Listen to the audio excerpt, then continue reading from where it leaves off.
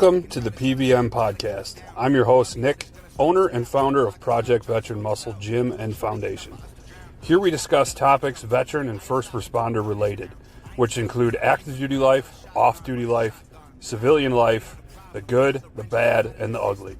PVM's mission is to build physical and mental strength one veteran at a time. That being said, let's get this thing rolling. All right. Welcome to another episode of the PVM Podcast. Today we got Dan Nieuwenhuis on the podcast. I don't know if I'm saying that right. I had a buddy Nick back when I was a kid. We always pronounced it Nick Nieuwenhuis. So, okay. So that's where I kind of get stuck on the pronunciation there. So well, you're not the first. So I've probably heard it all. Yeah, no, that's good. So where are you living now? Right now in Elkhorn. You're in Elkhorn? Yeah, we just bought a house almost a year ago from now. Yeah. So are you guys still going to PVM or? I haven't over the winter, but I probably will pick back up again this summer, and that'll be good. Yeah. So, yeah, we'll have to do another ruck march soon. Yeah, I know. Yeah, that's been a few years since we did that. Yeah, I know. Kyle's been trying to put it together. Yeah. So, but we're all trying to figure out life at the moment. Yeah. Like my studio space is constantly changing. Last week it was on the other side of the wall, and now we're in a new room, and then who knows what it'll be next week. Yeah. So, well, it's good to have you on. Thank you for coming. Yeah, I appreciate you for taking the time me. out of the day. So, why don't we start right at the beginning, like we do everybody else, and sure. Where'd you grow up? I grew up in Delavan, my whole life, through childhood, lived there. Mom, dad, 3 siblings, stayed in Delavan through the schools until after high school, obviously. Yeah. And then, so how many siblings do you have? I have 3. 3? 3 others, yeah. Okay. Brothers, sisters? 2 brothers and 1 sister. I'm the oldest. And yeah, mom and dad. So. Yeah. And then, mom and dad, did they stay together the whole time? They still together now? Yep, they are. Well, that's good. We actually had a pretty good record lately. I think just about everybody I've had on here still has parents that are together, so that's a plus. Yeah, maybe that's a generational thing or what. But yeah, no, I'm very lucky. Mm-hmm. A really good childhood, a lot of support. I had a good upbringing. Yeah. Yeah. Where'd you go to school? I started at Delavan Christian School, preschool through 8th grade, and then went to Delavan High School. Okay. Yeah, how'd you like those schools? Good. Yeah. Yeah. I don't know. Yeah. Yeah, it was a good, like I said, childhood. I don't really have any complaints about it. It was normal, I guess, in a sense. Yeah, did you play any sports or anything? Yeah, kind of all a bunch different growing up. High school, my big one was probably baseball. Ran cross country. 2 years of basketball. I was the guy in my senior year that had never been out on the football field on a Friday night, and I was like, I'm going to regret not knowing what that's like, so I'm the guy that went out his senior year to join the football team, and I think I was on the special teams, and I didn't care. It was fun to just run down and tackle people on a kickoff. It didn't matter to me. Yeah, well, that's fun. Yeah. At least you got to do that. Yeah, so. Yeah. I think I would have regretted not ever kind of knowing what it was like. But yeah, not a lot of other people would have been, I don't know, like, hey, screw it, let's just do it. So yeah. Most of them would be like, yeah, whatever. So, no, that's cool. And then did you end up going to college at all? I did 1 semester right after high school, out to Dort Christian College out in Iowa. Yeah, I did 1 semester, and college wasn't really my thing. It was like a private school, so it was also at the time it was like $11,000 a semester, and I was like, I just took a bunch of general ed classes for, 1 year going to be 20 grand in debt, which now that's kind of normal. That's not bad. But, that's pretty cheap. Yeah, actually. but I don't even know what it is now. I'm sure it's way higher than that. But came back and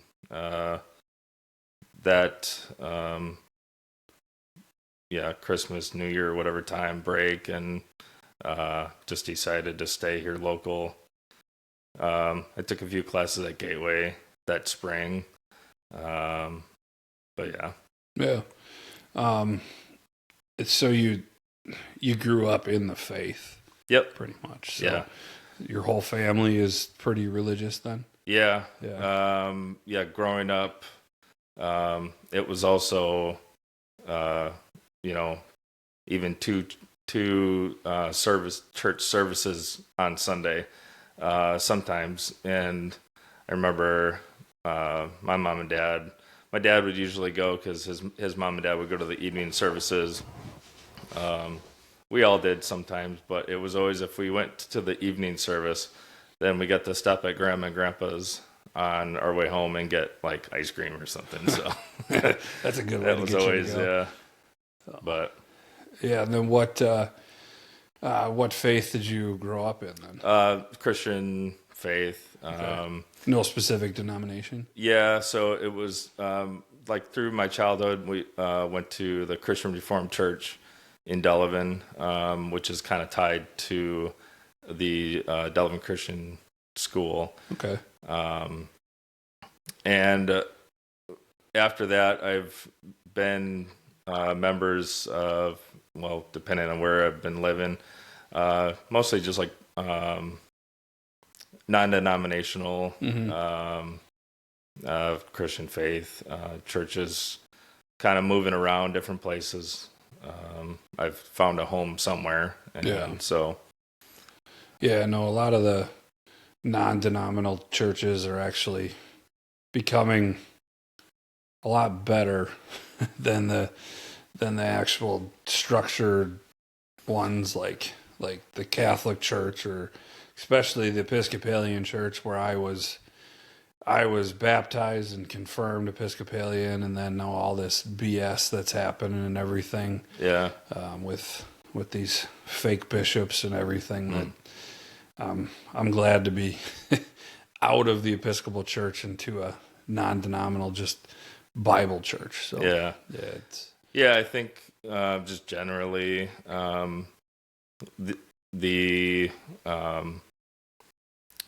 I don't want to say the approach, but with like the non-denominational Christian churches around, it's just what I feel and what I've seen, I guess, in my journey is just more openness and acceptance for people new to the faith, and it does, I think, and just being more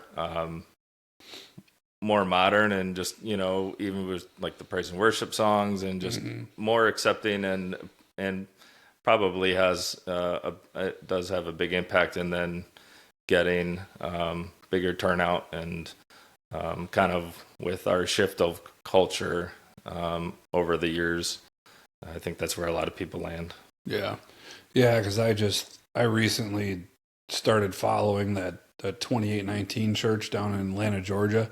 Oh yeah. I don't know if you've seen. His name is Philip Anthony Mitchell. Okay. So, black guy from the streets. He grew up in the Bronx. Found like he was I don't know, like Islamic faith before that, because everybody kind of searches for an answer, and then ultimately, in order to come to their salvation, they find Jesus, and now he's like he went to college and everything for all that, and now he runs a ministry down in Atlanta, Georgia that's absolutely exploded. So yeah, they have. I mean, he's a mega church without mega church values. Yeah. So he's amazing. I mean, the stuff that like he's kind of pushed my faith forward, and I'm 100% in. Like, I mean, I don't mind watching him on Sundays. Yeah. For church. Yeah, But, I'll have to look into that. Yeah, he's amazing. If you go on my Facebook, I post a bunch of stuff from him. Okay. But we're in June and August they do like mass baptisms. Mm-hmm. So in June or August, the family and I we're all going to go down there, and I'm going to get rebaptized. And they don't usually do kids, so I don't know if they're going to do my kids or whatever, because most Bible churches and stuff, they believe that that's your decision once you become an adult. Yeah. Kinda...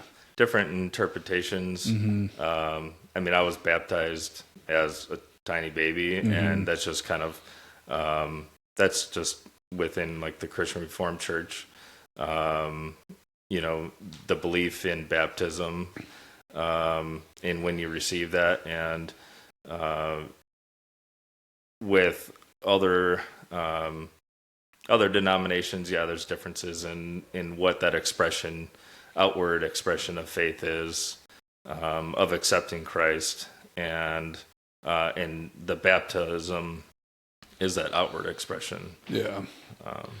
The way I look at it is it's that old me is dead from that point forward. So just start over fresh and reborn in Christ. Yeah. So I'm really excited to go down there. So once you start listening to the guy too, you're gonna be like, man, this guy he is not a feel good preacher. Like, I mean, his ultimate goal is for you to repent and follow today, because the second coming could be tomorrow.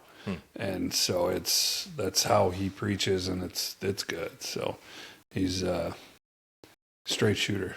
Yeah. But no, so I think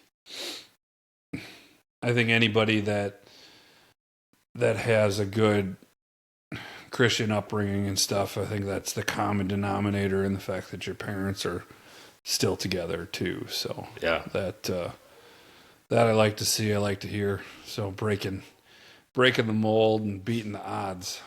So I think it is a lot with the cultural generational differences. Mm-hmm. That has an effect on our parents' age generation, and what their value and perspective of marriage is, mm-hmm. and how the differences are within today. Also, and it's tough, and there's so many external forces that are in play in relationships, and to what they are now to,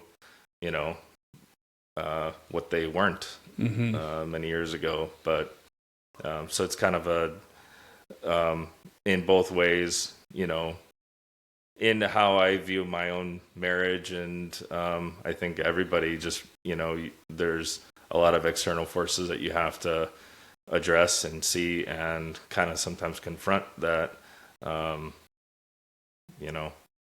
can either break the relationship or strengthen it. So because like they say, when you're first dating and stuff, the reason you guys get along so well and you're so passionate is because you know nothing about the other person. Mm-hmm. And you're trying to search and find commonalities and stuff, and you're learning about that person, and eventually towards the end of it, you're like, okay, well, I know everything about you now this is kind of boring. And a lot of times people don't have a lot in common, and that's not a problem. But I mean, if you're both super into the faith, you always have that in common. And then you have a book of instructions that basically teaches you how to treat each other. And if you both fall on that commonality, you're good. So you just... your foundational being Christ. Mm-hmm. And I think with, we're not, once you think you know everything about somebody, you don't. And just I've used this example for myself, and what I've shared in perspective to others too. It's like, 10 years ago, was I the same person I am now today? Yeah. No, not even close. Oh. And so in 5 years, what am I going to be, or, my perspective or my learned wisdom, things I enjoy. I think all of us go through life.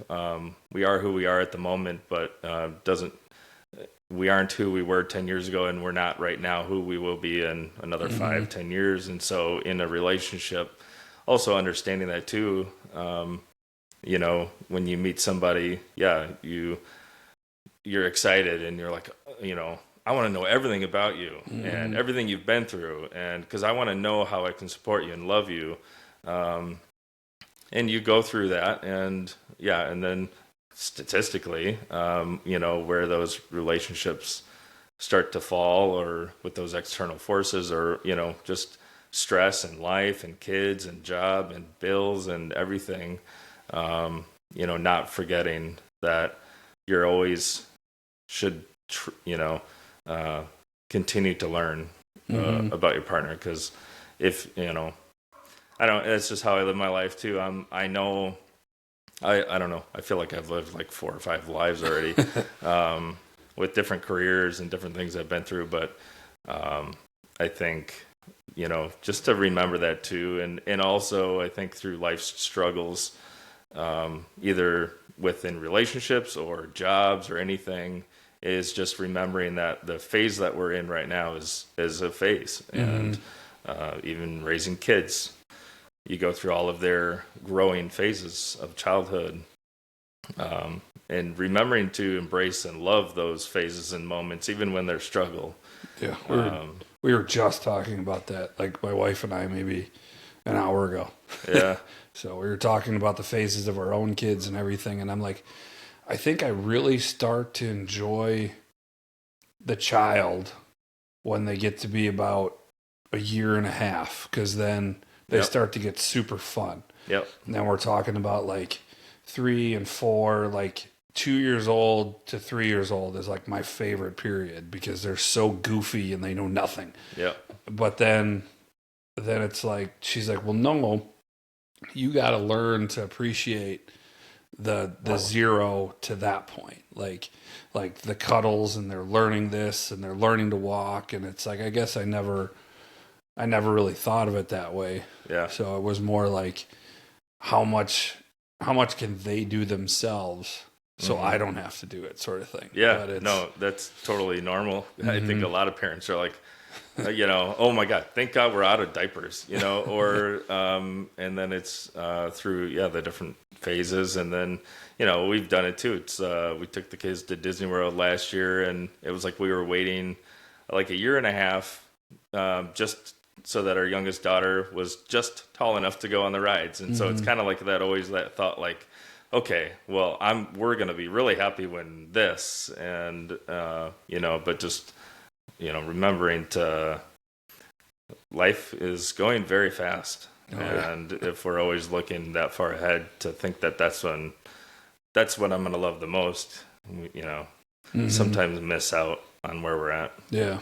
Yeah, no. So we definitely have to remember, like, today is the only day that we have. Yeah. So whatever's happening now, we should soak up and absorb that as best as we can, because heck, we don't know what's happening tomorrow. So that's a saying that's been beat like a dead horse, but there's a whole lot of truth to it. Yeah, there's a lot of things we say, or that the cliches, that kind of just mask any idea, and it's easy to just throw out there, but then to really actually believe in it and kind of follow it is another thing. Yeah, I mean, this would be the second time I say this, but it impacted me so much when I heard it. It was like, okay, if I wrote you a check right now for $1 million, how would it make you feel? And then your obvious response would be, great. I mean, look at all the stuff I can do with that. And then, okay, well, let's one up that, but we're going to add a contingency to it. I'm going to write you a check for $10 million, but you can only live today. Like, you don't get tomorrow. And if I'm like, would you accept that?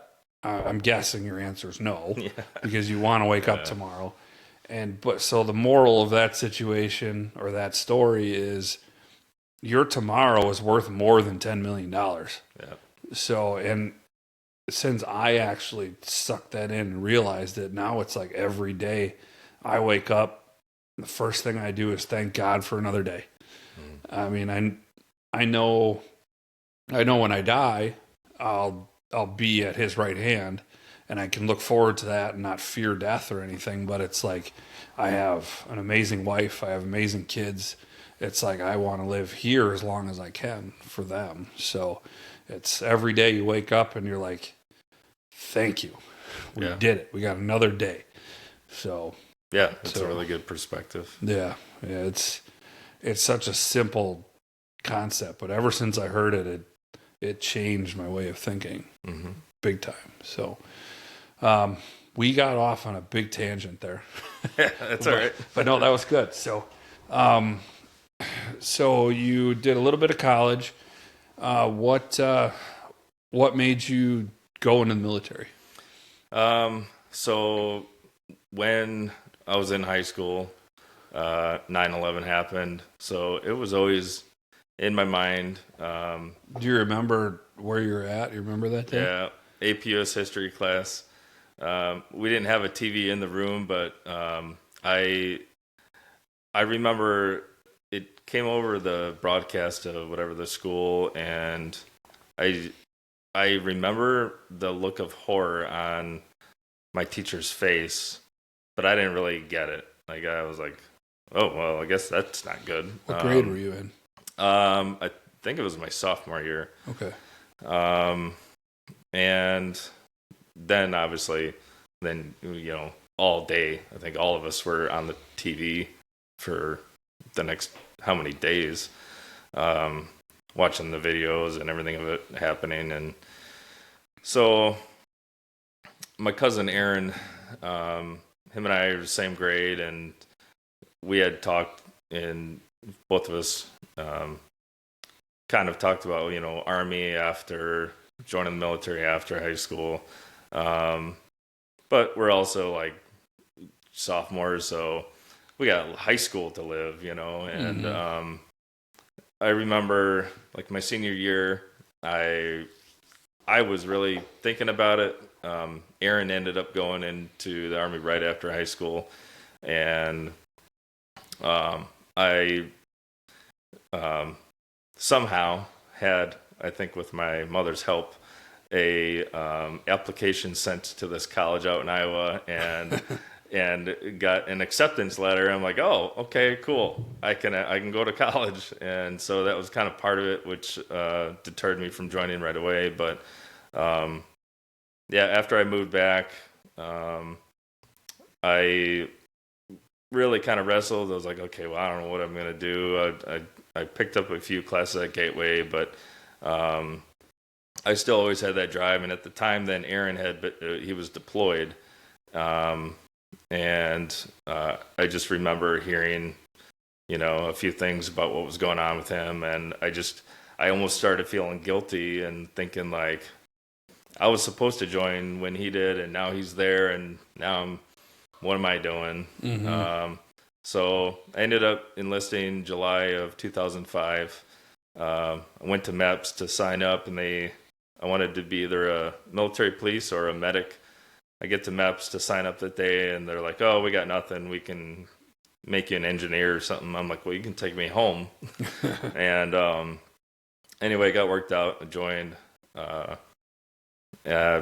And then shipped out, went to Fort Leonard Wood, Missouri for basic AIT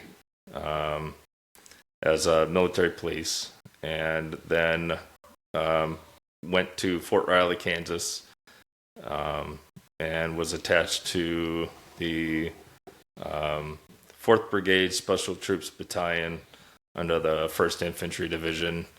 It was a platoon of military police, and so we were attached to a support unit for infantry brigade when I got there.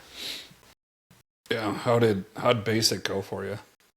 It was fun. Yeah. Yeah, it was a blast. I look back, I always thought about it would be fun to go to have been a drill sergeant at when I was in. But yeah, it was good.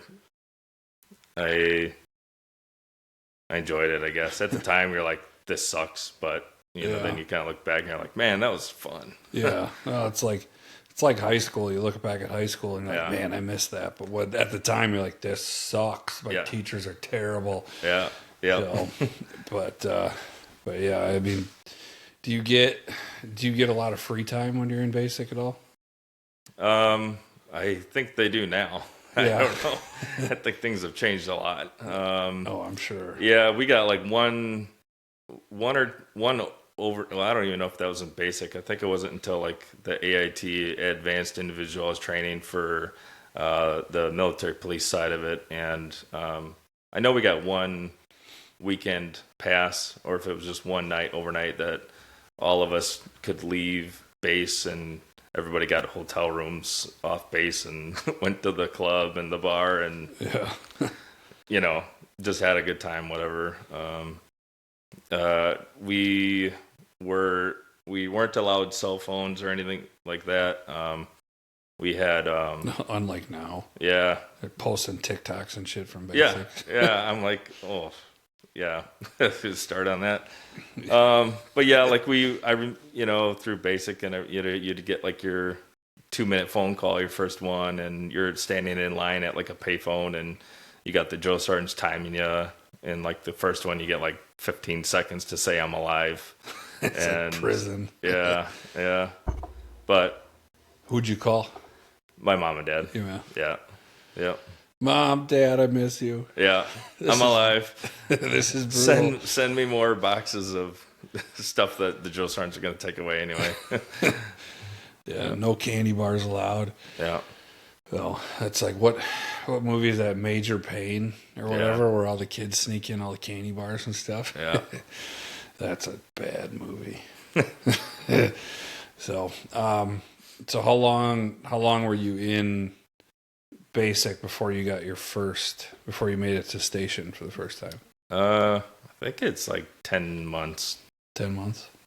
No, maybe I'm off on that. I don't know. Yeah. I think basic's a few months, and then the AIT training is another like 2 months. I think, I started in July, and then I came back home around maybe the first or second week in December.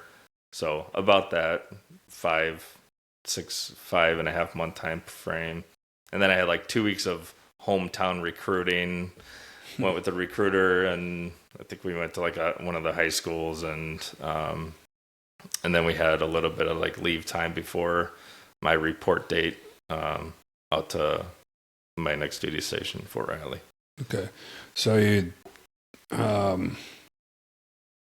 you're at Fort Riley after you're all completed. So how long were you there?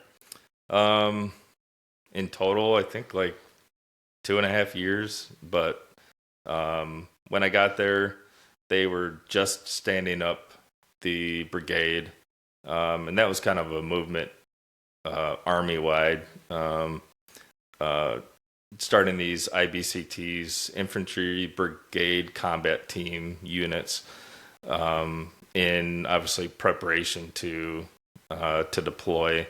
And so when I got there, it was in processing new soldiers every single day, every week, and then getting to a deployment ready status. So we were constantly training rapidly to get our brand new unit stood up and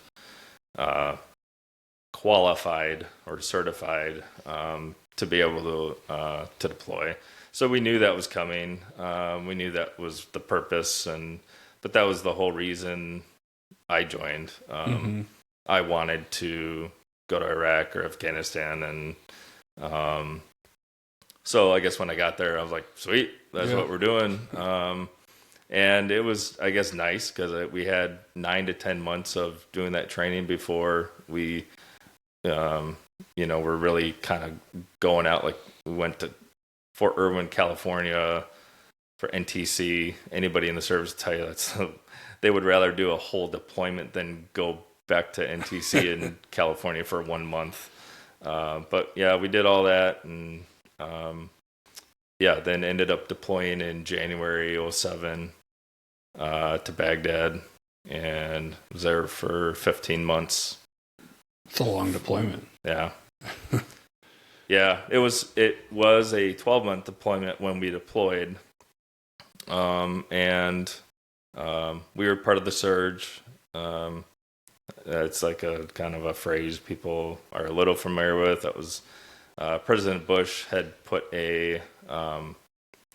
and General Petraeus, it was part of their planning for trying to turn things around with the Iraq War. Things kind of were a stalemate, and there wasn't the progress that they were wanting.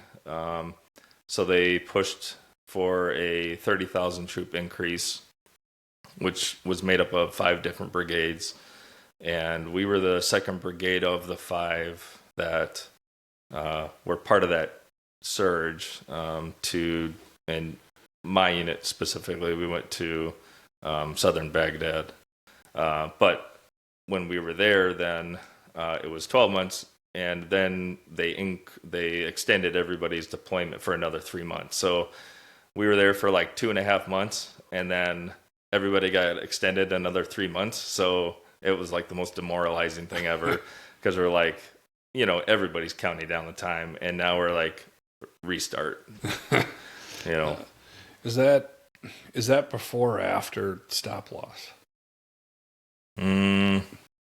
Like, were people still getting stop loss back then? I don't know. I like extended without option, or like mandated. I think there was probably some of that happening. I was so new that my chance of that was still another 4 or 5 years away. So, I mean, there were people that got called back from inactive ready reserve, and they were pulling National Guard reserve units. My drill sergeants at Fort Riley were actually activated to active duty status. They were like a National Guard unit out of I don't know, somewhere on the East Coast. So there was a lot of moving things at that time during the war, I guess. Yeah. So how were you feeling when you touched down in Baghdad? Excited. But really just, it's sometimes you don't know what you don't know, and nervous. I remember being in a C-130 once we landed at Baghdad International Airport, and the back comes down, or maybe it was C-17, I don't even remember, but all of our crates of all of our duffel bags, everything's kind of in the way, and then you see them start slowly getting taken off, and you're just like, there's like 100 of you like trying to get a peek of like the outside. And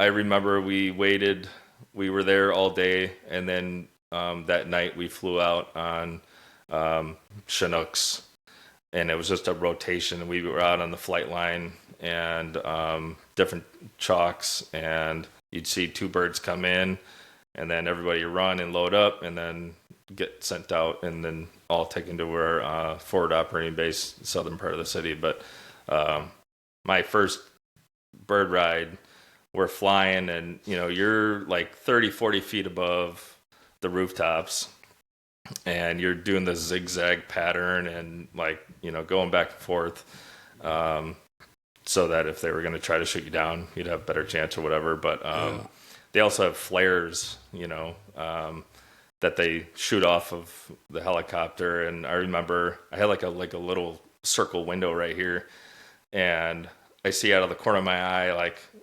flashes flying along the side of the aircraft, and I'm like, oh, this is it. Like, we're done. And it was just the flares going off. But, and, you know, it's like, well, welcome to Baghdad. Yeah, fireworks show for you. Yeah. Immediately. Yeah. Yeah, everybody comments about the heat. Was what time? I don't remember. You said June you were out there? Yeah, we got there in January. So it was kind of like the winter, I guess, or it was colder. But in the daytime, it would get warmer. During the summer, it was, we had hot days, 115, 120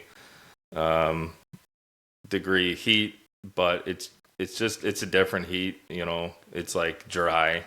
I remember coming back and everybody asked me, well, you know, oh, that's so hot, you know, but like you get used to it, your body does. Mm-hmm. But I always compared it to like, you know, when you put a pizza in the oven and then you like pop it open to see if it's ready, that blast of hot air, that was like a breeze some like time, you know, like that was like the hot it was. But it was like a dry hot. You just kind of, your body adapts to it. I mean, these people live there their whole lives and, you know, get used to it, but they're also not wearing 75 pounds of gear and Kevlar and tucked in pants to your boots and like there's no circulation. But, bringing back memories. Yeah. I mean, you get used to it, you acclimatize, I guess. Yeah, and then seeing camels all the time has to be something to get used to too. Yeah, I didn't see many. No, you didn't? I think I remember seeing like one, like my whole deployment. But we were in the city, and I saw some in Kuwait when we first got in country. We flew into Kuwait, and then we had to sit there for 2 weeks to do training and acclimatize, and we went out to some range somewhere and we saw camels. That was about it. But in the city where I was, didn't really see too many. Yeah. But it was just kind of like that stereotype, you know, oh man, there's a camel. I'm really here. Yeah. Okay, so you got lifted out of Baghdad to your fob. Yep. What were the conditions like there? I mean, did you have good barracks, or was it just you're sleeping in tents? Yeah, we were in tents for the first half part of our deployment, and it was like a 30 man tent, I guess. We had a cot, and there were like these little foam mattress pads that we had on them, and then a blanket and pillow, and you know, we're all lined up, and we had like a little kind of desk type thing or whatever, that we had some of our stuff, you know, we had like laptops and or not computers, but like a laptop or like a little tablet or whatever, watch movies on, you know, when we were there.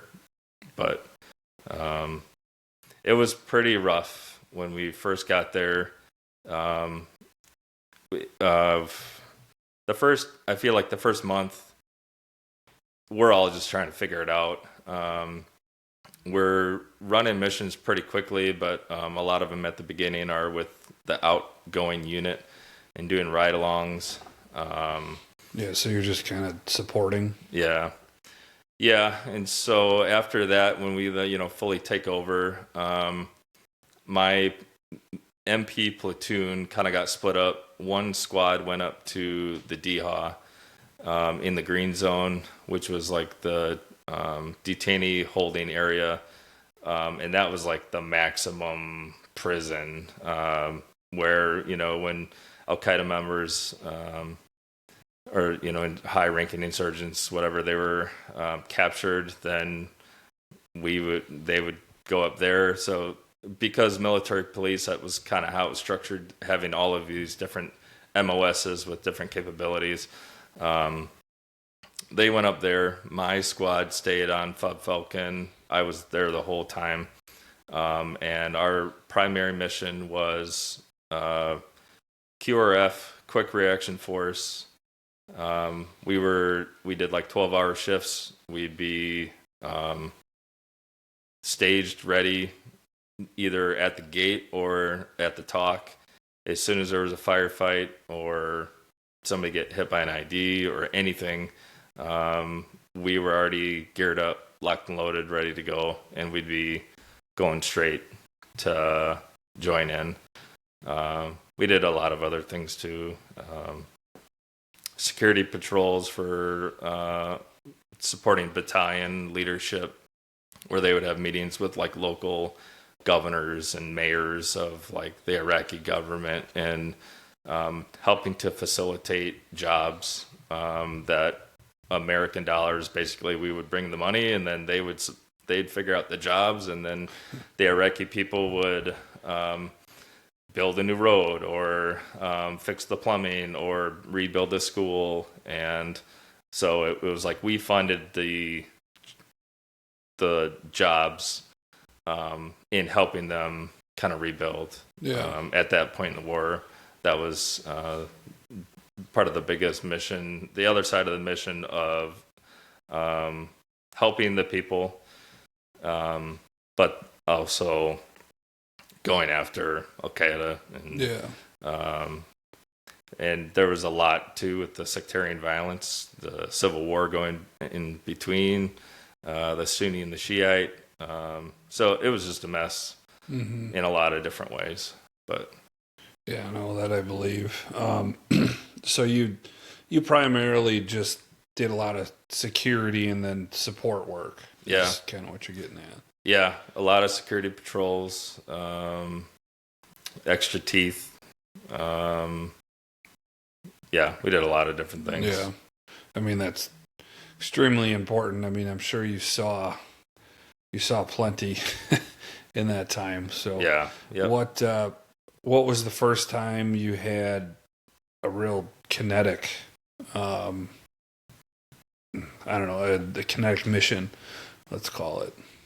Like the first attack or like engagement with the enemy? Or, well, like when we first got there, we were getting mortared and rockets shot in our fob.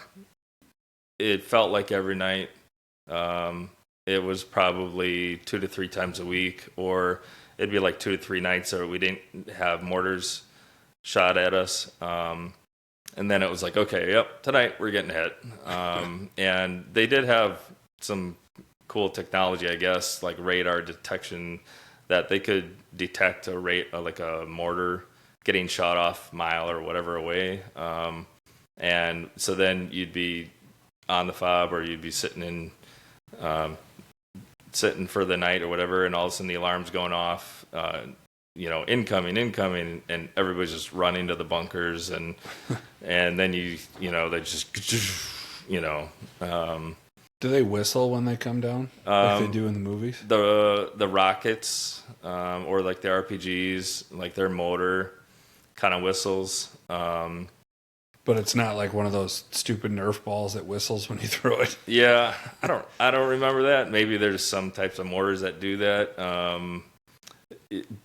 From when they're up in the air and they're exploding, there's not a lot of time in between that, and you're too busy either running or taking cover. So, but yeah, that was happening a lot. And then we're at the talk every day getting reports from the battle zone on people that got hit, soldiers that were killed, all the intel gathering. So it's like every single day you're getting updated on, 216 lost 5 guys last night. They got hit this way, all throughout our battle space. And so I think for me, though, it was like what I've learned well after is that, like, the time that I was there and that area of Baghdad, it was one of the worst areas at the time. But when you're there, like, you just think, like, this was my first deployment. I'm like, well, this is just war. And this is what I signed up for, and I wanted to be there, but like how bad it was, you just kind of feel like that. Well, that's normal, I guess, in a crappy way. But yeah, otherwise, I got hit. Like our squad got hit with multiple IEDs throughout the deployment.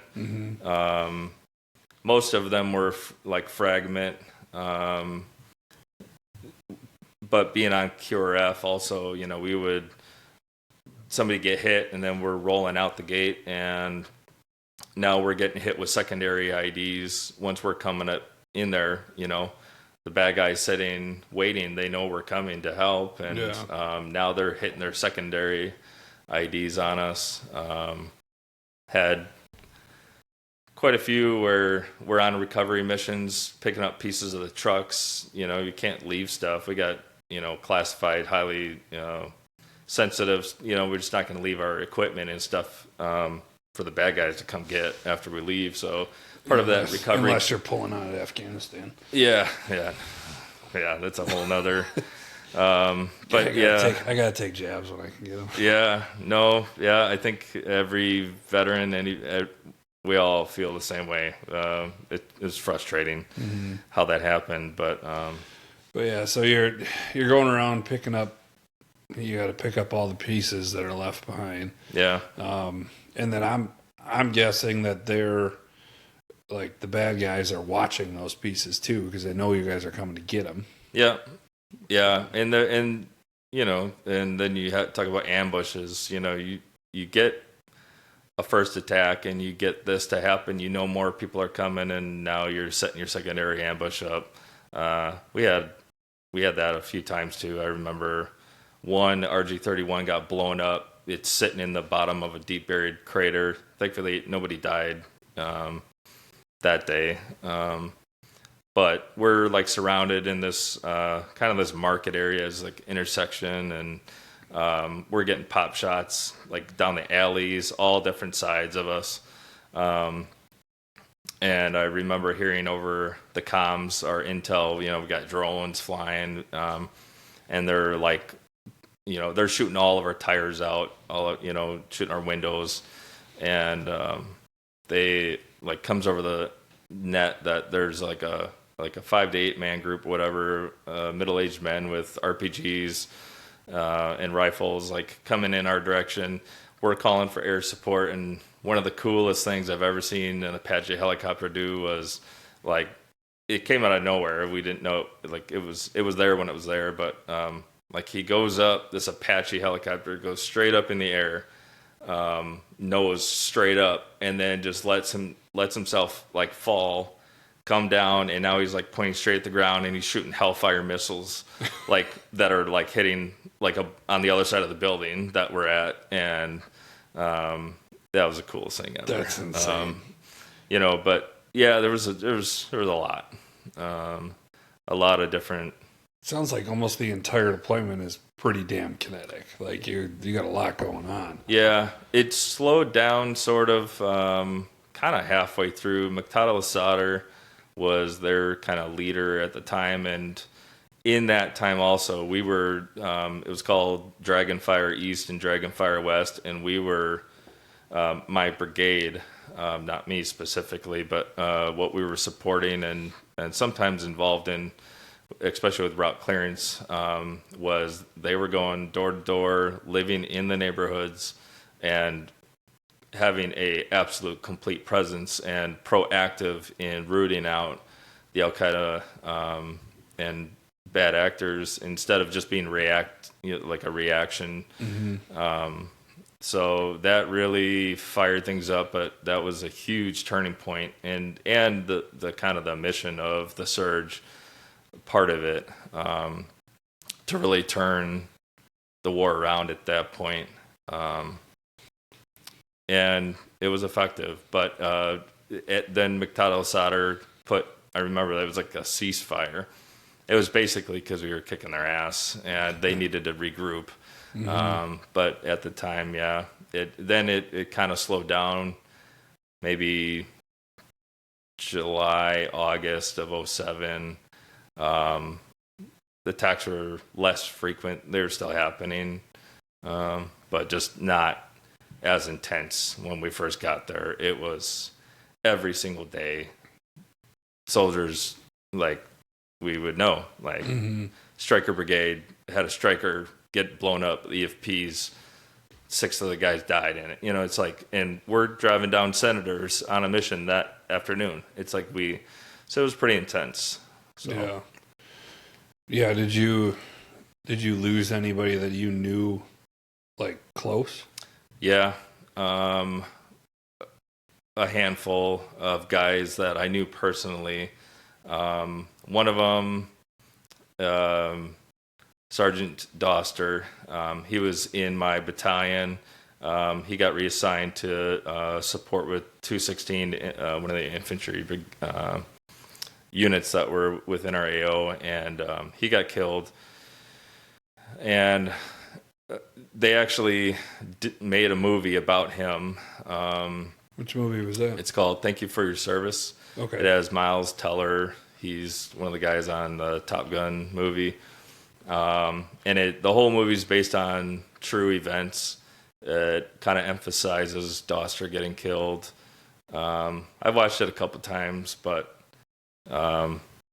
is it accurate?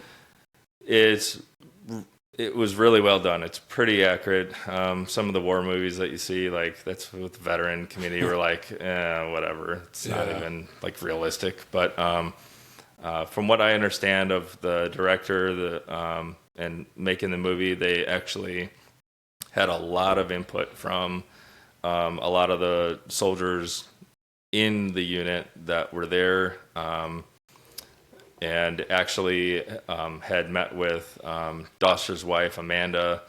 I know her. I've messaged her on Facebook before, just out of respect. I've talked about James during veteran memorial speeches and stuff that I've given, and they actually had her at the red carpet for the rollout, but she told me she's only seen it one time. She can't, like, relive it, but it was pretty accurate, and even with, like, her input on, like, exactly the kind of man her husband James was and stuff, wanted to be as accurate as it could. So I don't think I've seen it. What happened?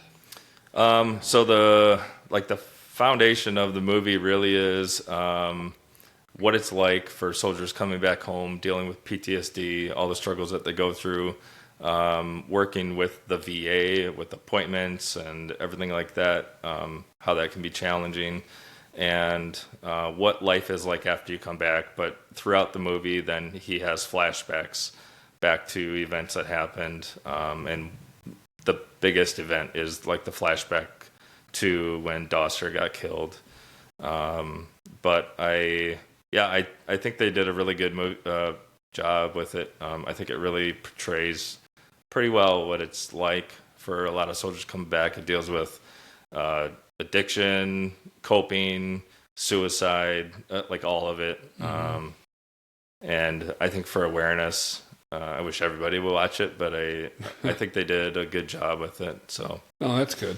I'm glad they did it justice. Yeah. So, yeah. But, as far as, like, my time there, like I said, it's like I didn't know what I didn't really know. I just thought I knew it was bad, but now I see, like, these movies come out, like, literally about the unit that I was in, about Doster getting killed.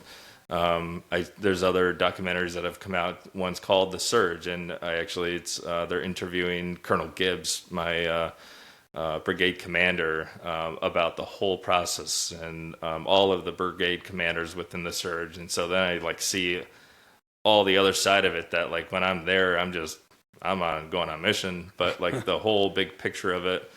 I wrote it down because I watched this, like, a month ago, but it was the Apache unit, First Cav, Crazy Horse and Big Gun were their call signs. But, like, I've got notepads of, like, taking down, like, going on mission. We'd write down call signs for radio comms, our secondary routes, where we were going to go if we got hit, and we had to medevac, like all these things. And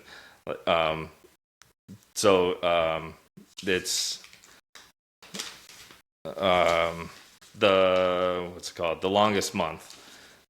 It's on Netflix too, and it's crazy because they got like in cockpit, like cockpit like footage of them like shooting and taking out the enemy, whatever, and like that was my area that I was in. So it's cool to see like all the times that we had to request air support and the Apaches showed up.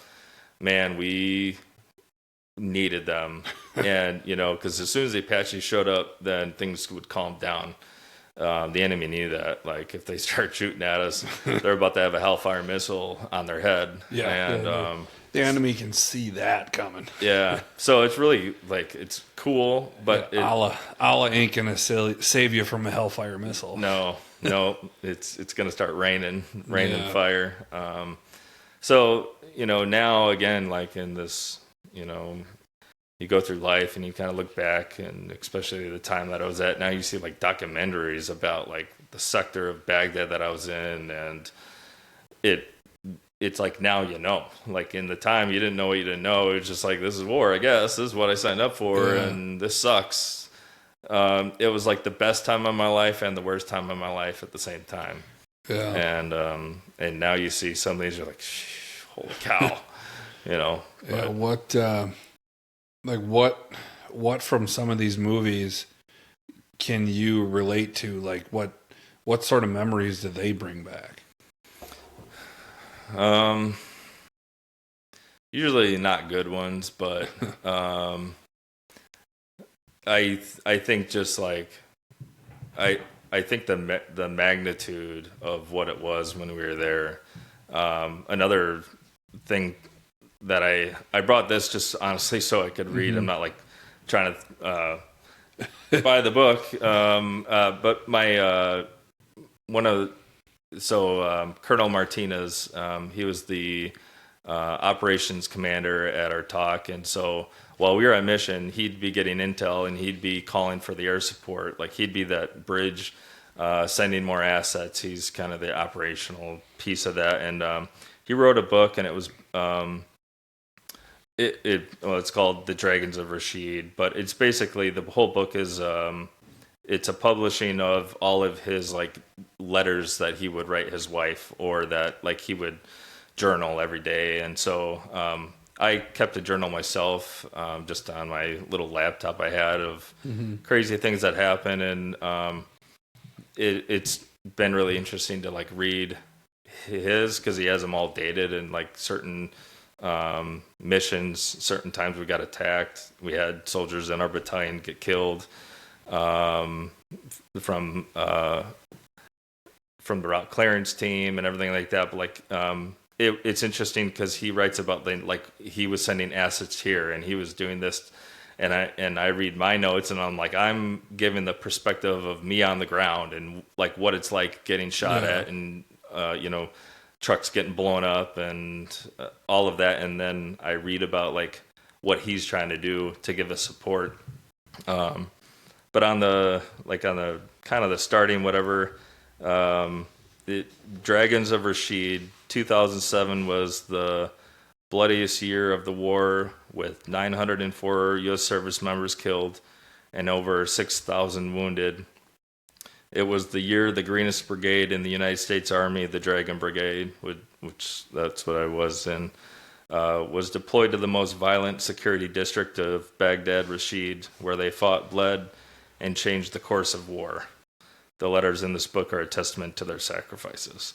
And I remember like hearing about this book, whatever, from some of the guys I served with, and then I got it and I read that and I was like, holy cow, we were that, you know, like, so we're them. Like, yeah. So, and we were like the greenest brigade, I guess, that, you know, what he's saying in the book. But we probably were. I mean, we literally got to Fort Riley.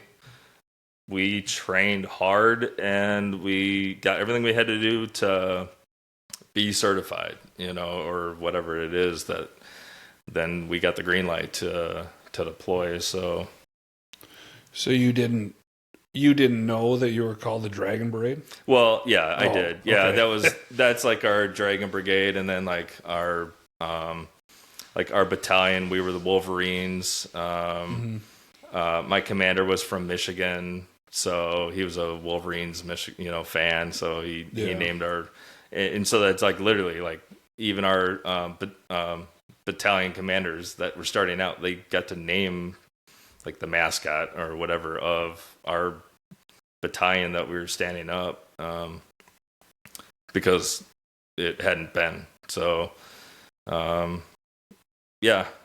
it's sometimes it's just like, so I mean, like sometimes it's in reflecting of looking back on how bad it was, and the time you're there, you just live day by day. You don't really realize how bad it is, and sometimes I think that's a struggle with a lot of guys that come back, is then you process everything you went through, and that. All right, so we're back. Hopefully we didn't lose too much there because my dumbass didn't plug my laptop back in. So, Happened. So we were talking about the book and how it's related to you guys that were over there during the bloodiest portion of the Iraqi war. So let's kind of dig into the book. I don't know. I don't know how much you want to talk about, but that's okay. We'll kind of do that. So are there any correlations in the book that definitely stood out to you that you remember from this deployment that are in the book? Yeah, a lot of it is, reading from his perspective at the talk, and the intel that he's getting, and in advance, and also like in the moment of either the firefight or recovery operations, assets that he's trying to coordinate with air support and other local units to help out. So like there's things that I think it's interesting because I remember being in it, and then seeing like the other piece of from headquarters on how they're trying to manage the situation or bring assets. It relives that moment in a different way for me, like when I read it, because I have and will forever have the version of it in my head that I saw and that I kind of lived through, and what I remember from it, and how it's like impacted me in certain ways even still today. There's one that we were doing a recovery operation for, and we were on QRF, and I remember we were at the gate and we could hear the ID going off. It was an EFP. It was like a mile and a half away, but like we all heard it go off, and I remember we all just started getting in the truck waiting, and within like a minute we were getting called to go straight to help out. By the time we got there, I dismounted. The truck got hit, EFP. So I don't know, to kind of explain what it is real quick. It's just a formed projectile. The parts were really, which we knew at the time, I even remember them talking about it, and we know for sure after Iran was actually supplying into Iraq. But it's a big copper disc, and it's basically kind of put on like a tube, one side of it, and so all the explosives shoot out the one side of the tube, as opposed to like a deep buried or roadside bomb. All of that energy is kind of getting dispersed in all different directions. So it sends this copper slug through the side of our armor like a hot knife through butter, and man, they are loud. You feel like you don't hear them, you feel them. I had another mission we were on, and two went off within a block and hit the route clearance team that we were supporting as security. But they are just, it's like it's not even deafening because you can't hear it. It just goes through your whole body. It's just like I don't know how to explain it. But anyway, we get up there and I dismount, run up to the truck that got hit. It had gotten hit. They were traveling south and got hit. The driver was not able to control the truck after getting hit. Then they veered off, went across the other lane, and then into the side of the road or the ditch. It was about 1.5 feet of just garbage, water, crap. Feces.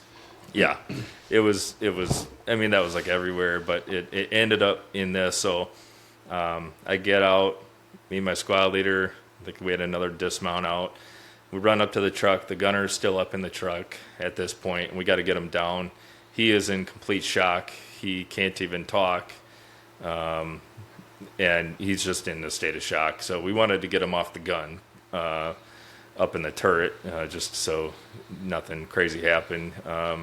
And we had accidentally blue on blue. Yeah, right. You know, you're in that state. You don't know what somebody's going through. So we got him down, got him into one of the other trucks, and then we had to start getting, sensitive items out, like the other M4s, the other guns. And the driver, when the ID hit, it actually ripped through the side of the door. It took off both of his legs, and then the copper slug went up through the radio mount and then went into the passenger front, his arm. I don't know if he lost it or not, but there was just blood everywhere in that. And then the driver's side, I was there trying to get stuff out, and my squad leader was like, just don't look down. And so I'm going to look down. And the guy's legs were just sitting like straight up. He had, the boots, what's left of his uniform, like just below the knee. And they're just like sitting there perfectly. Like he's still sitting there driving. And, we just had to get all that stuff. And I just, remember that after that. And so that's why I bring up like things that you see or things that you read or, like in this book, bringing back memories. Like I have the vision and the memory of what it was like in my head of what I saw, and then how it still affects me, some of those things today. And it's almost like an out of body experience because you're reading it from back here, not here. Yeah. I still do this, and I did immediately after that, but I always sat with my, when I drive, when I sit in a chair, anytime, I always have one foot, like if I'm driving, I have my left foot all the way back to the seat, and then my right foot, which is, hitting the gas and brake, driving. But I always, after that point, I had to have my legs like offset, because I was like, well, if I get my legs blown off, at least maybe I'll have one leg instead of having them both taken off. And so even my wife now, I've shared, a lot with her. She's been one of the biggest supporters to me and since the very beginning. And, she understood, from the beginning, like she wanted to understand. There's still things that I've never told anybody.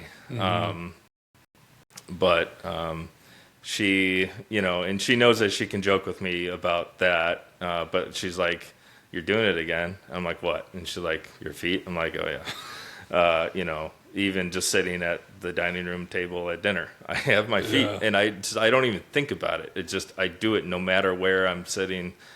I always have my feet offset. So it's just, I think for a lot of the guys that like were there and went through a lot of stuff, all of us process things differently, and then cope with that, and, PTSD years later and living the rest of our lives for an entire lifetime, if we are blessed to have that. Deployments are a very small portion of that, but it's it can absolutely affect the rest of it. And so it's just, the differences in how we all process and cope with the struggles afterwards. So that's just like one that I can laugh about. That like I move my feet, I laugh at myself about. I'm okay with that.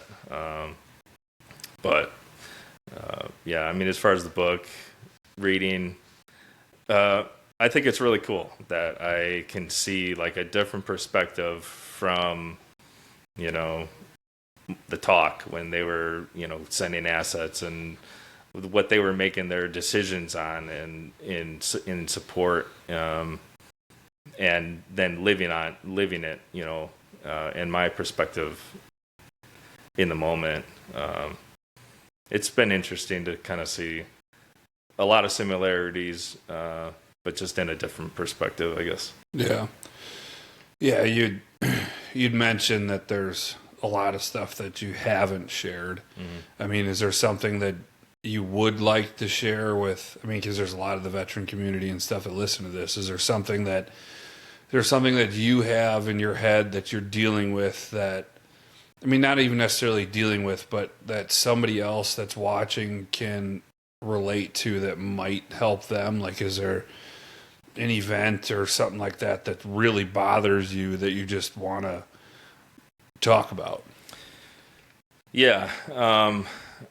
I think that over time, it's really been part of like my approach to my purpose in life now is, we may not, as veterans like that have gone through a lot of difficult stuff, maybe we'll never fully process some of those moments or things that we lived through and saw. And, but, like I just said, that is such a small portion of our life. Mm-hmm. If we're so blessed to have a long lasting life. And, for what I've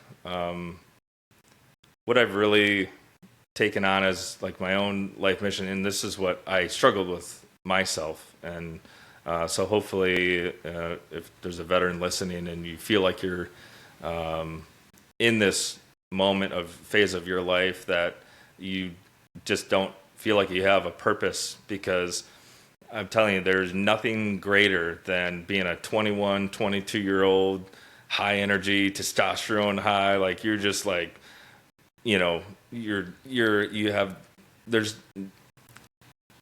it's really hard to find something that you can feel like you have that much purpose in life for. And, our time when we were deployed, we're there for whatever reasons, but when we're on the ground and we're there, it's like you're living for your buddy here and your buddy next to you. And that was what we accepted. Like, I'll die for you, man. Mm-hmm. And they felt the same. And so it was just like a normal thing when it happened.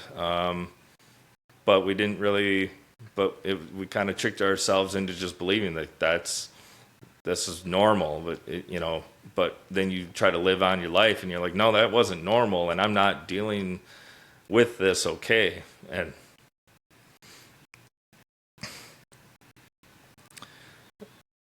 I think for a lot of us, we just need to remember that for how much it meant. That's right. Take your time, man. This is the place to give that emotion, because I mean this is for everybody. So and that that's, I think for me, that is why it is the most important part, because it's hard, I know, to continue living life, and man, life gets harder. Finances and relationships and everything else that life throws at everybody, that's tough too. And trying to find that purpose, I think we just have to come to a place where we accept that that was our purpose then, but we have other purposes now. That if we always compare what that feeling of purpose and accomplishment was in our deployment, in our time of service, we'll take for granted the purpose and the influence that we can have now in our lives and everybody else around us. And for me, that's been a hard place to get to. Sometimes when you're just getting by, it feels like, man, what am I worth? Like, what do I have to live for? I was living then, and I feel dead now inside. And you just have to understand, and I think at some point get to an acceptance of you can still have that much purpose now, and we do. Like, it's such a gift to have a day. Mm-hmm. In exchange for millions and millions of dollars, I would rather pick tomorrow to live. And so that right there just tells you how much purpose and meaning that we do have for our own life and for anybody around us. But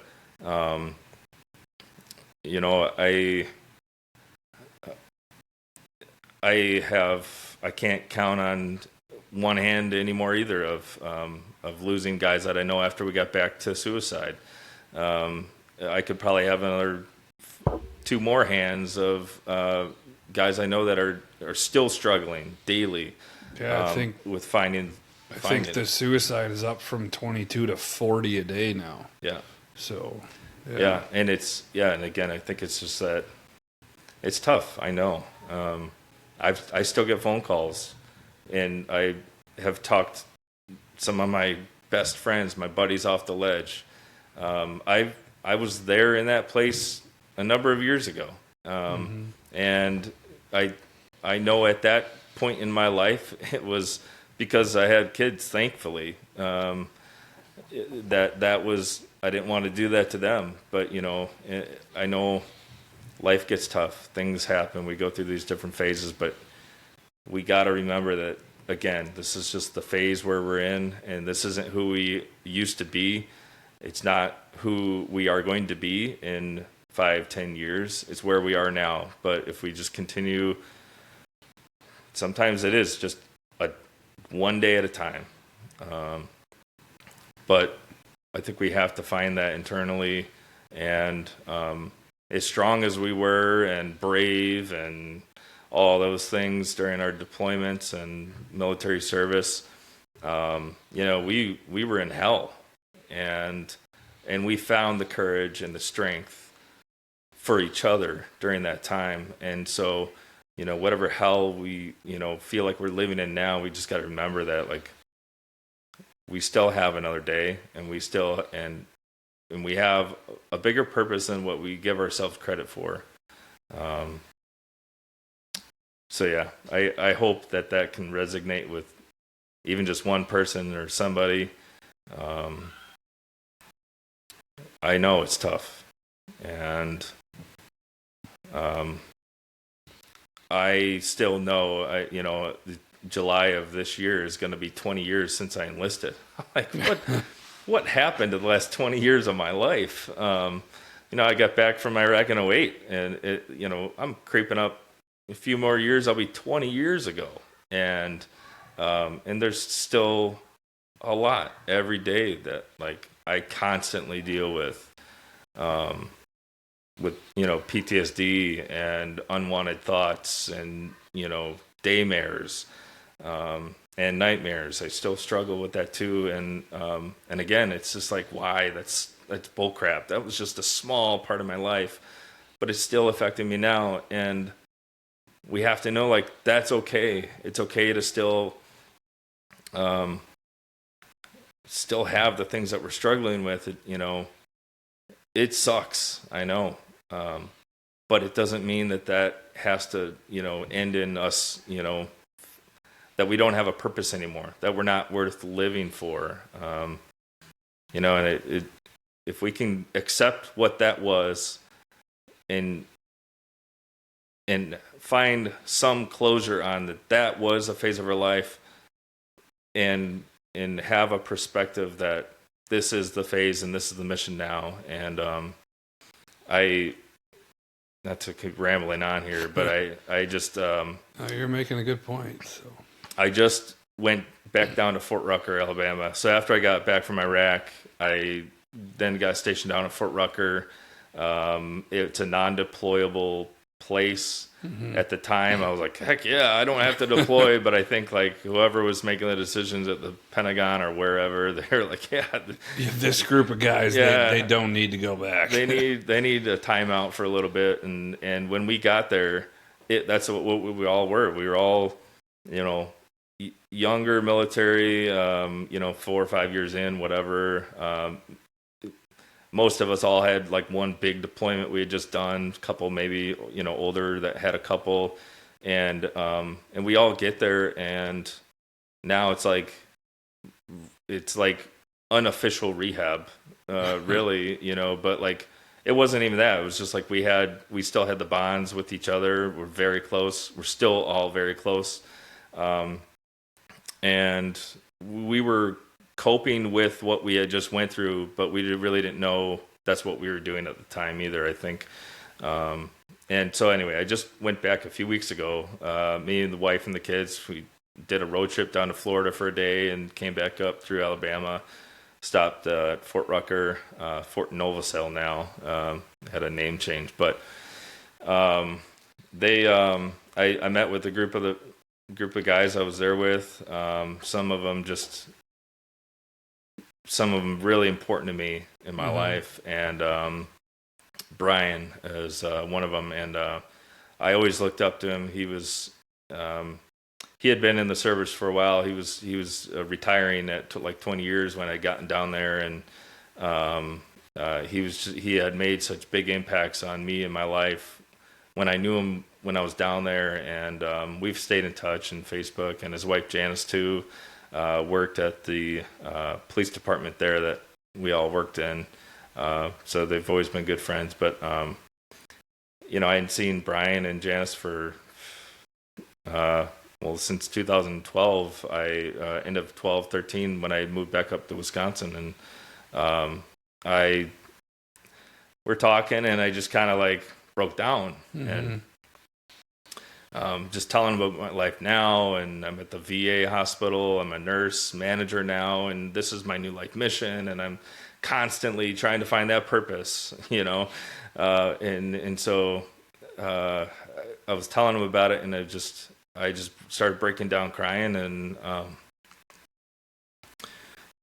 he just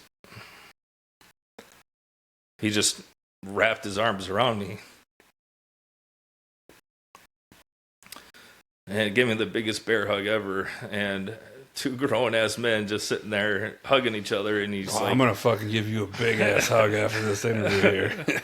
I'll take a big bear hug. But, he told me these words, and it's just like every day I hear him in my head now, too, and he's like, he let me cry, and he was just very calm, and he's just like, this is what we do now. This is why, this is our purpose, and this is what we do. And, we had just been talking about other guys we were there with, and like now our mission in life is trying to help our brothers and sisters that are still struggling. It was just really profound. It really meant a lot to me. I know it will for the rest of my life. Just getting told, like, it's okay, Dan. Like, this is our mission now. And it's like something in me, like, really let go of a lot that I've been dealing with for a long time, many years, internally, and in feeling like I have that purpose and mission now. And I'm still constantly going, and I want to make a difference. I want to, and it's hard to just accept it, So, again, if there's anybody out there that's listening that also just feels like you're just not where you want to be right now, or you just feel like you've been searching since we got out for that purpose, and there's so many ways that you can find that again, but we just have to understand that this new purpose and mission, we can't hold both things to the same standard or expectations. If we do that, then we'll never feel like we've accomplished it. And I think it's just important to accept that, but be proud of yourself in accepting that new life purpose, new mission for the expectations and standards of that. Don't constantly, like if we're always comparing it, we'll always feel empty. But the impacts that you can make now on yourself, your life that we're living, on the people around us, it's bigger than what we think it is. How you can impact somebody else and how you can fulfill whatever your life purpose ends up being. It can be as great as what that seemed like that was, but in its own way now. So that's how I guess if I can just encourage anybody going through anything that they're struggling with. I know we all heard it a million times. Oh, there's programs here, there's outreach here, and it takes a lot of courage and strength to talk about it and be open. But we have to, and we have to be able to accept and be okay with this phase of our life too. Just like raising our kids, love the phase that you're in. Don't constantly look for that new phase, because you'll miss where you're at, and sometimes where you're at sucks, and it's hard, and it's a struggle, and you're at the bottom. But there's another phase, there's another step. You just have to keep going and get there and then build on it. So I hope something that I said can resonate.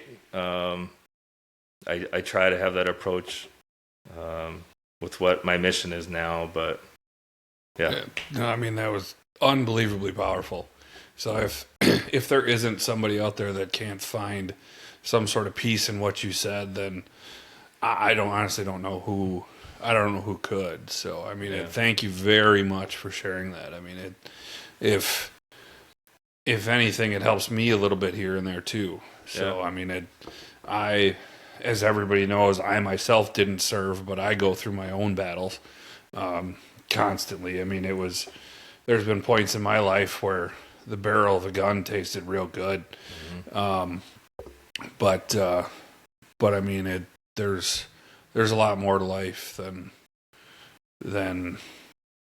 I don't know, today. I mean, there's tomorrow. You're always looking for tomorrow. So, and as long as God gives you tomorrow, it's a good damn day. Yeah. So no, that was great. Thank you again very much for sharing that. So, so let's,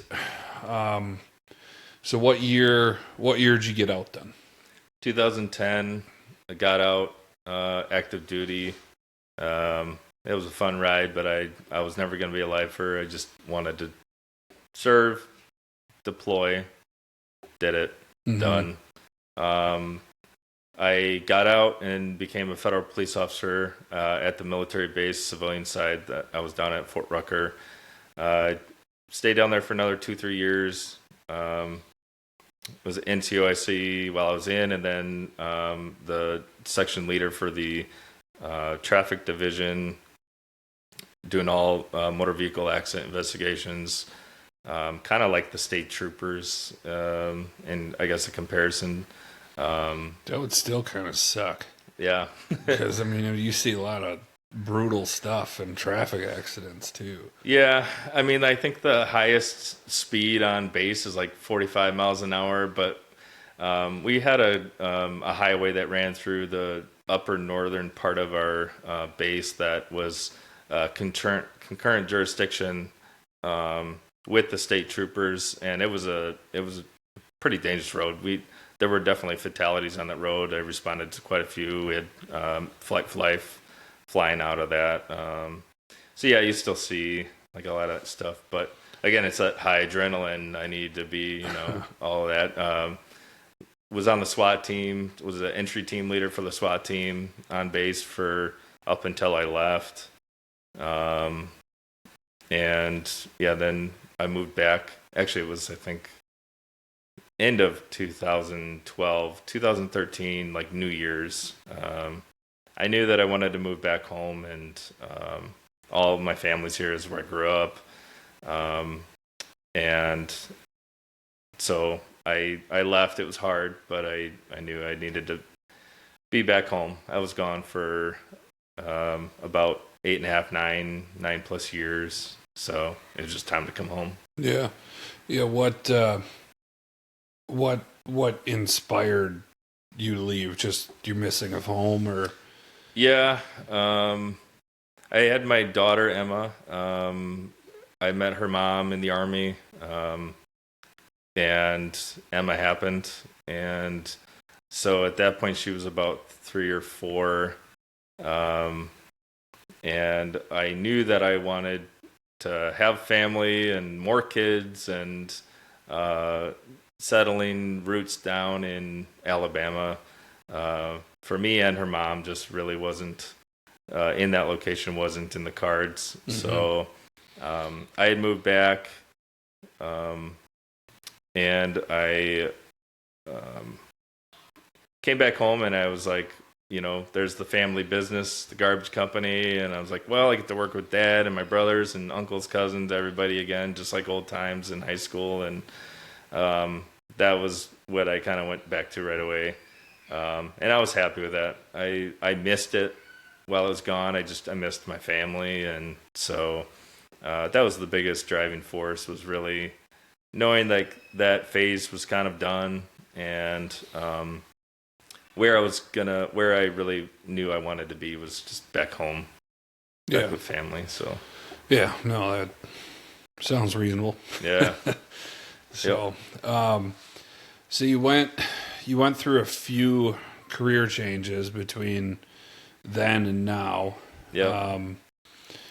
You kind of want to just give us a brief outline of what you did, and then and then today you're back in nursing now. Yep. So when I moved back, it was military and then law enforcement, everything. Moved back and doing the family business. I had then met my son's mom like the summer following me getting back. We were engaged for about a year and then got married. Had my son, Brock. He's now 8 years old. And, we opened a flower shop business together. And, sorry, my wife's calling me. And things just didn't pan out. And so I had done that in garbage, and then after we had gotten divorced, then I really didn't know. Like I did real estate for about 2 years. I had gone to a class to be a home inspector at one point, and that just didn't pan out. So it only pans out for a certain type of person. Yeah, I wanted more, and so I was just trying to find things that I would really enjoy doing and that could make like impacts on other people. And I just felt like that's still part of the chase for what you were doing in the military. Yeah. And again, I love the family business, and I just didn't feel like taking their garbage can after I emptied it 5 more feet up the road so they didn't have to walk and come get it was like, I just needed to do more with my life and feel like I was impacting more. And I, at the time, I was doing real estate, and then I had been going to appointments at the VA in Milwaukee, and it was actually at one of those appointments that I just really felt like, because I had been at VAs all over the country, and I the appointment I had and my provider and then the staff, I just really felt like it was a really great place. I just felt like the care that I was getting at this VA was just something that I didn't feel before. And I was like, man, you know what? That would be cool to be part of this team, because like I'm around veterans every day.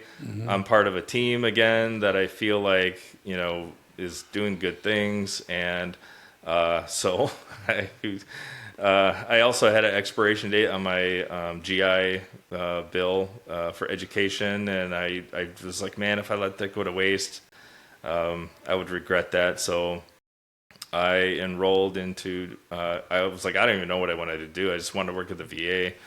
I was looking up jobs like electrician and whatever, but I thought that the biggest impact I could make, I landed on, was going into nursing. And so I did that. I got through nursing school. I started out as a student nurse tech at the VA in one of the units. And then it was thankfully an easy transition once I graduated and became licensed to be a full-time nurse at the VA. I have had so many experiences with that in, talking to the Vietnam veterans that have shared things. One in particular, he opened up to me about things that he told me, they're not ones to share anything. No. And he told me, he's like, I have never told anybody about this in my life, Dan. And I'm like, man, that's heavy. And I'm, so now I'm fighting my own demons, as we all still do, and now I'm, but I'm realizing, like, I am here for, veterans in this way. They can connect with me because I'm a veteran, and so I use that all the time. I have a lanyard that U.S. Army veteran, because it opens that door and that brotherhood, and I try to use that because I want to connect with them, and so it's pretty profound to me, just in the impacts that I feel like I've made individually, but now is part of my life mission. It really has been from the start too, of wanting to continue improving and being part of that improvement with VA healthcare, and giving the best to the veterans, which I make jokes all the time. Mm-hmm. I'm like, someday I'm going to be on this unit. And so, I'm going to be part of making it better by the time I get here, but what I have experienced and seen with the Milwaukee VA, it's pretty incredible. Any healthcare organization, any non-healthcare organization, any business will always say, like, there's always things that we can improve, and that better be part of the process for anything. Otherwise you'll be left behind. So I do see, things that continually improve, and it's that's just that's what my mission is. My friend Brian told me, he's like, this is what we do now. Yeah. And so that's what I'm trying to do now in my life, is just continuing in ways that I can to reach veterans, and make the small impacts that I can. Now I'm in an assistant nurse manager role, and so now I have more influence also, at least in the bigger picture scope of things, operational ways that I am trying to be involved in improving and continuing, not only the veterans, but for the staff, because that's just as important. That's fantastic that they have you, because a lot of the people, what is it? It's like 460,000 employees of the VA, mm-hmm. and how many of those actually care? Like, that's something you gotta question. So I could be wrong on that number, but I think I'm fairly close to. Yeah, I don't know the total number of Department of Veterans Affairs employees, and then how that's broken up into the different sectors of like bedside care, mm-hmm. and then there's the other part of like the like the compensation and pension part, and there's all the different kind of sectors within the VA. What I will say about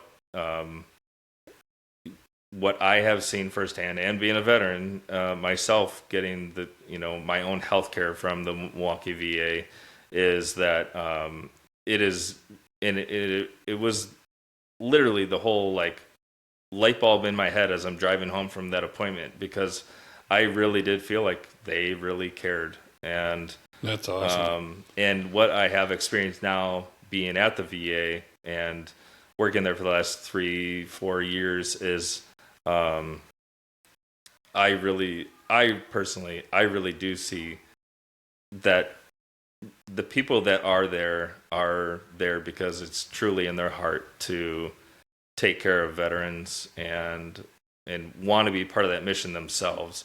I hear a lot of times too, and they're like, well, I never served, but now I get to serve those who've served. Mm-hmm. And that is very rewarding in their own life journey, and I love that. That's exactly the type of people that I want on my team, and that I want to work with. And so it is a big, a